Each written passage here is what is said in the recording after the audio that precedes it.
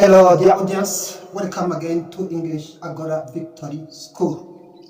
Nkasubiye kubaha ikaze kuri English Agora Victory School. Ni wa mwanya mwiza kwiga Icongereza hamwe namwe. Icongereza rusange ariko na cyane cyane kuri aba bakeneye kumenyera vocabulaire biblique. Murakoze. None ntateze tubandanye. Mwimana ndabashimiye kuno mwanya mwiza ucubana nanje ugende ungirira neza hamwe nawe tugiye kujana hama ivyo twiteza ko muri nosi ugende wituronkako mu izina rya Kristo Yesu senze nizeye kandi shima amen. Ego rero nkasubiye kubaha ikaze kuri English Agora Victory School. Tudatevye aho tuja guhagarara ku vocabulaire tugomba kumenya uno munsi ni ngaha. Murakoze. Ni mu bami ba mbere igice ca 17 umurongo wa 13 havuga ngo Elijah said to her, "Don't be afraid. Go home and do as you have said. But first, make a small loaf of bread for me from what you have and bring it to me. And then make something for yourself and your son." Elijah said to her. Nukuvuga ngo Eliya yaramubariye. Kivuye muri the verb to say.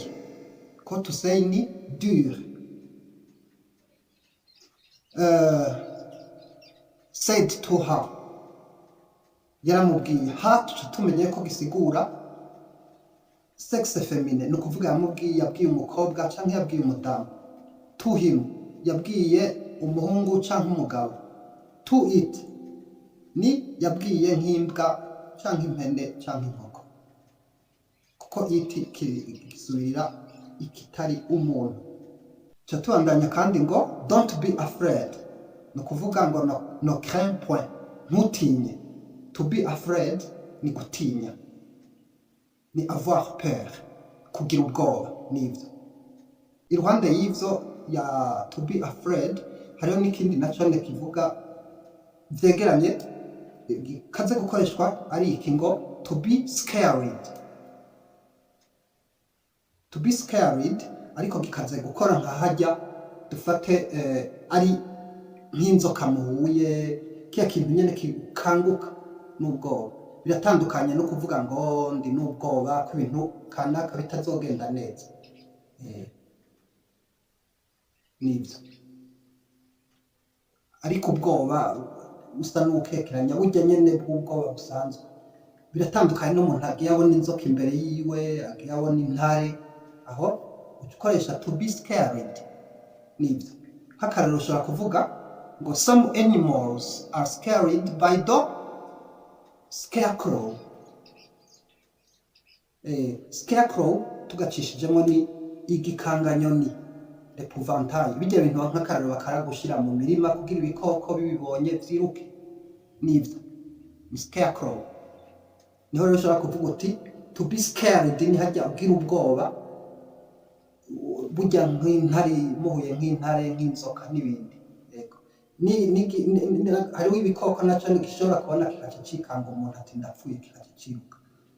Kibonye scarecrow kijya gikanganyoni. Murakoze. Nivyo. They were too scared to move. Hakarorero to move on the bridge. Nk'umuntu agira ubwoba mu kugendera ku kiraro kuko abona yuko ashobora kubagira apfe agwe mu ruzi. They were scared of losing. Nk'umuntu ashobora gutsindwa intambara. To lose ni perdre. Canke intambara ikomeye y'ubutunzi y'abiki. They are scared of losing. They were scared that they would fail. To fail the war. Canke urugamba rwo ariko kose rukomeye. The war ni intambara. Murakoze. Go home ni rentre à la maison canke ja muhira. And do as you have said. Efe comme tu l'as dit. Ubikore uko wavuze. do it as you have said, ubikore uko wabivuze. As ni nka kome, ni nk'uko. As you want, uko ugomba.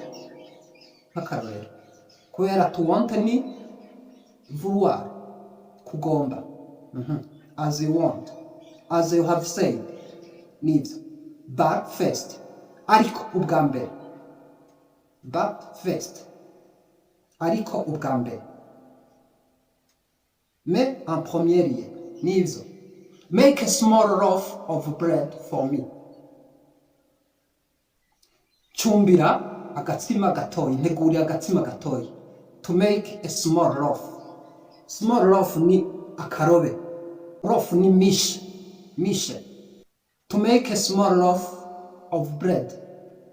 Préparer une petite miche de pain. Gutegura akarobe k'umukate, akarobe k'ubugari nico bashatse kuvuga. Akarobe, irobe mu bisanzwe ni mishe n'igifaransa, keneye kuvuga irobe. Une petite miche, irobe ritoyi. Nivyo.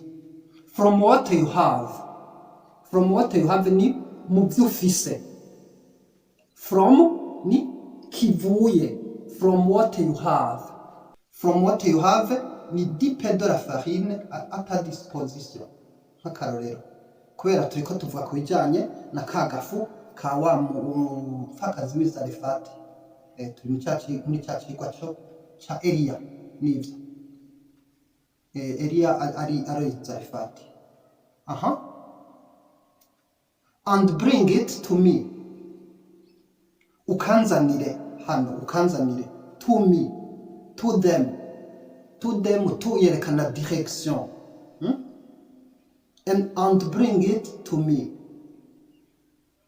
To bring ni apporter, kuzana, ukanzanire.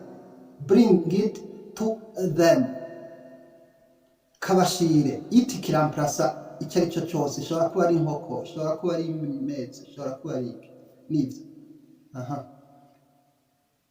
Ni apporte-la moi, ukanzanire la miche, ako karobe, nibyo.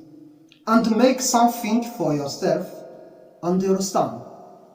Uce ugira ko wigiriye n'umwana wawe, your son, umuhungu wawe, daughter, umukobwa wawe, daughter-in-law, mukazana, son-in-law, umukwe, ariwe twita gendre mu gifaransa.